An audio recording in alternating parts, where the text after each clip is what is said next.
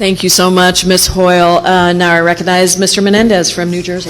Thank you, Ranking Member Jayapal. In the Ranking Member's opening statement, she mentioned an arrest of one of our colleagues, LaMonica McIver. I was there that day with our other colleague, Congressman Watson Coleman, at Delaney Hall, a newly opened detention center in Newark, New Jersey, one of the most diverse cities in the entire country. And what we saw that day was very early on in this administration that ICE and DHS were going to operate without any weight of restriction or without abidance by standards and law, because they took 20 armed guards to go arrest the mayor of Newark, and what happened after that was an assault on 2 female members of Congress. So if that was happening outside with cameras to members of Congress, what's happening inside every single detention center across the country? That is what the American people should be asking themselves. That is why we have demanded our oversight abilities be reinstated. Because, Ms. Pierre, how, as difficult of a situation is, does it not provide you some level of comfort knowing that your member of Congress at any time that they want can go into that facility and visit your husband? I think one of the Congress members mentioned it was, or maybe all of you all, it was very difficult to get a visit to see people like Rodney.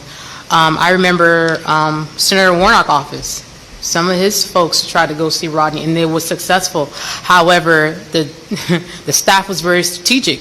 They made sure his visit was only 3 minutes. There was a guard there. He couldn't speak. He couldn't show them his prosthetics.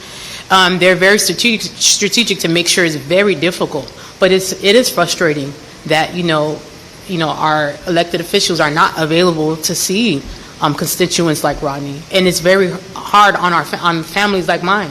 You guys are the voices for us. You guys speak up, you guys stand up for us. But then when you guys can't actually visually see and go into these places, it makes me wonder, like, oh my God, what America is this? What kind of country is this that representatives can't go see their constituents? They can't be the eyes and ears of what's happening in all these privately run detention centers.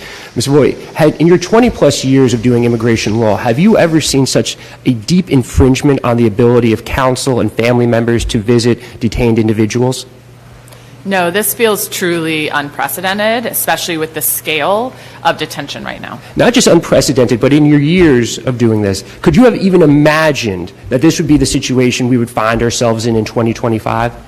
No, in fact, almost on a daily basis, I'm like, this must be the last worst thing that can happen or that can be done, and every day I'm surprised by a new atrocity. And I appreciate all of your advocacy. I appreciate the ranking member for her years of leadership on this issue. We will continue the work. We will be advocates for all of you, and with that, I yield back.